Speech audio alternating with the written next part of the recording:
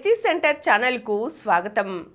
మనం నిస్వార్థ ప్రజా సేవకురాలు, నాస్తికోద్యమ నాయకురాలు అయినటువంటి శ్రీమతి హేమలత లవణం గారి స్వీయ జీవితగాథ మృత్యోర్మ అమృతంగమై నుండి అనేక అంశాలు తెలుసుకుంటున్నాం కదండి. ఈరోజు లవణం గారి నాస్తిక కార్యక్రమాల గురించి తెలుసుకుందాం. తండ్రి గారైన గోరా గారి కార్యక్రమాల్లో, ఉద్యమాల్లో లవణం గారు పాల్గొంటూనే మరో ప్రక్క నాస్తిక ప్రచారం కోసం అమెరికాలోనూ యూరోప్లోనూ నాస్తిక మిత్రులు, మానవతావాదులు ఆయనను ఆహ్వానించడం చేత విదేశీ పర్యటనలు ప్రారంభించారు. ఈ పర్యటనల వల్ల ఏర్పడిన స్నేహ సంబంధాలతో ప్రపంచ నాస్తిక సభలు నాస్తిక కేంద్రంలో జరిపినప్పుడు ప్రాక్ పశ్చిమ నాస్తికవాదులు, మానవతావాదుల నాస్తిక సంఘాల మధ్య రాకపోకలు ప్రారంభమై నేటికి అవి కొనసాగుతున్నాయి. నాస్తిక కేంద్రంతో ఈ పరిచయాలన్నీ మరింతగా బలపడ్డాయి. లవణం గారు ప్రారంభించిన ఈ స్నేహ సంబంధాలు నాస్తిక కేంద్ర కార్యక్రమాలను మరింత విస్తృతపరిచాయి. ప్రపంచంలో నాస్తిక కేంద్రం ఇది ఒక్కటే. నాస్తిక కేంద్రంలో నాస్తిక శిక్షణా శిబిరాలు జరుగుతూ ఉండేవి. ప్రపంచ నాస్తిక సభలు జరిగాయి. మూఢనమ్మకాల వ్యతిరేక సభలు జరిగాయి. హేతువాదులు, నాస్తికులు దేశ విదేశాల నుంచి వచ్చి పాల్గొనేవాళ్ళు.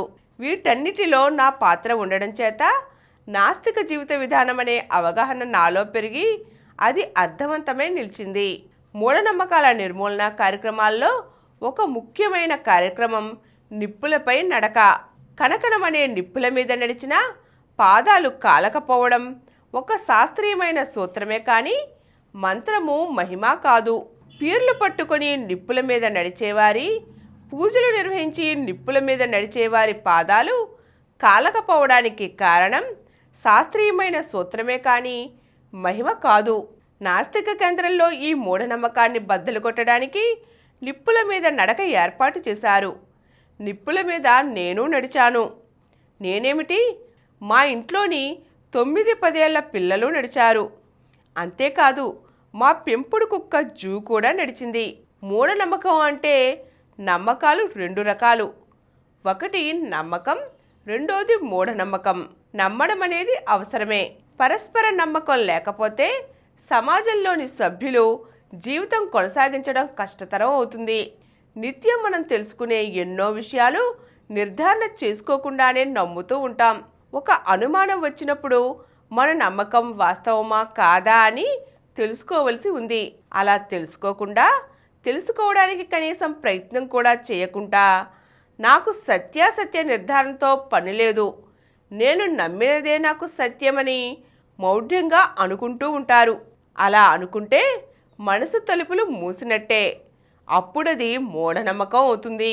ఆ సువిశాల భారతాన ఎన్నో మతాలు, కులాలు, జాతులు, వాటి చుట్టూ నిర్మించుకున్న వివిధమైన ఆచారాలు, సాంప్రదాయాలు, అవి నిర్దేశించిన నమ్మకాలను ప్రశ్నించే హక్కు కానీ ధైర్యం కానీ ఆయా మతాలు, కులాలు, జాతులను అనుసరించే ప్రజలకు లేవు.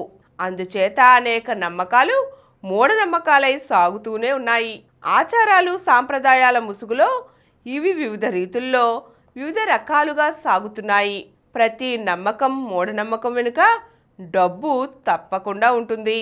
గుళ్ళు, చర్చిలు, మసీదులు, పుణ్యస్థలాలు, తీర్థస్థలాలు, ఈ మొత్తం భక్తి డబ్బుతోనే ముడిపడి ఉంది. ఆఖరికి టెంకాయ కుట్టినా నాకో చిప్ప, పూజారికో చిప్ప.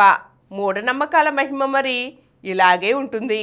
ఈరోజు మనం లవణం గారు నాస్తిక కేంద్రంలో చేసిన అనేక రకాల కార్యక్రమాలు, అలాగే మూఢనమ్మకాల నిర్మూలనకై నాస్తిక కేంద్రంలో జరిగిన కొన్ని కార్యక్రమాలు చూసాం కదండి.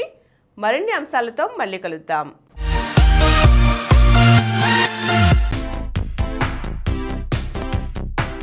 ఈ కార్యక్రమం మీకు ఎంతో నచ్చింది కదా. ఇటువంటి మరిన్ని వీడియోల కోసం అనతి కాలంలోనే 20 కోట్లకు పైగా వ్యూస్ సాధించిన సమరం ఛానల్ సమర్పించు ఎథిక్స్ సెంటర్ ఛానల్కు సబ్స్క్రైబ్ చేయండి, లైక్ చేయండి, మీ ఫ్రెండ్స్కి షేర్ చేయండి. అలాగే ప్రక్కనున్న గంట సింబల్ని ప్రెస్ చేయడం మర్చిపోకండి.